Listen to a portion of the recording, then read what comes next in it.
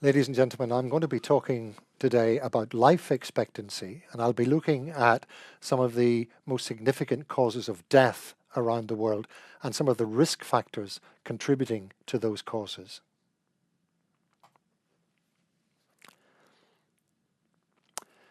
People are living longer than they did 40 years ago, quite dramatically so, in fact. Life expectancy for men has gone up by 11 years since 1970, and for women, the figure is even higher. It's 12 years. That's the good news to emerge from a study of the world's health, the biggest study of its kind ever carried out, and the study has just been completed. I'll say more about it in a moment. But the bad news that has emerged from the same study is that with increased longevity come increased mental and physical health problems. So I want to look briefly at the findings of this study. As I say, it was the biggest such study ever conducted.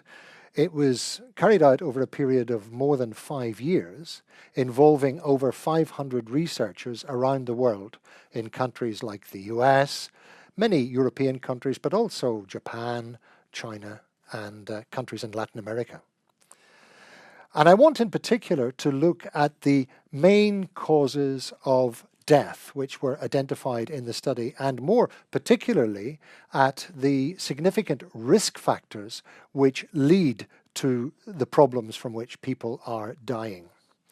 Let me start by throwing another figure at you. I don't know if you knew this, but around the world each year some 50 million people die. 50 million people every year. What are we dying from, apart from old age and natural causes?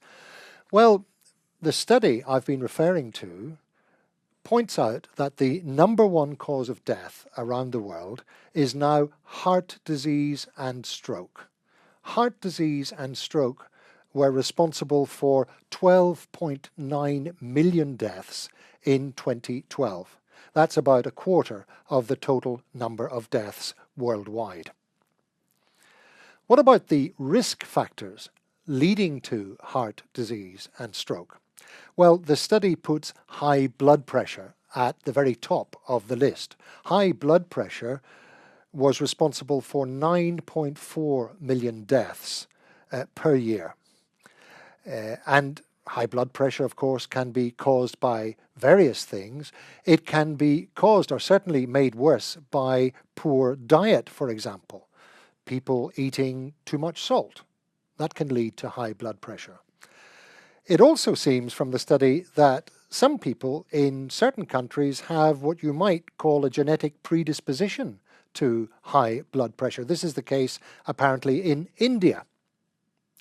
In Europe and in North America, lots of people, of course, take pills in order to try to bring their blood pressure down because they know that high blood pressure is a significant risk factor for strokes. And as I say, strokes and heart disease is, according to this study, the number one cause of death around the world. Next on the list of risk factors comes smoking. You probably won't be surprised to hear that. Smoking leads to 6.3 million deaths around the world each year. And by smoking, I mean both active and passive smoking.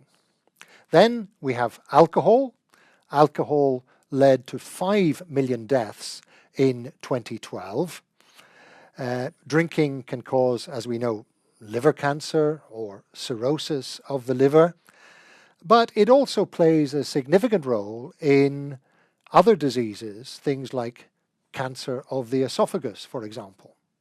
And of course, when people drink too much, they may end up being involved in some kind of violent incident or in an accident, which can be another significant cause of death. So alcohol is a significant risk factor worldwide, leading to 5 million deaths. And then finally, the study talks about diet and exercise, or rather poor diet and lack of exercise, lack of physical activity. These two combined were responsible for 4.8 million deaths in 2012, according to the study. So the message is clear. If we want to live longer, but also live more healthily, then we need to watch our blood pressure. We need to eat less salt. We need to stop smoking if we are smokers. We need to limit the amount of alcohol we drink. And we need to take more exercise. Thank you.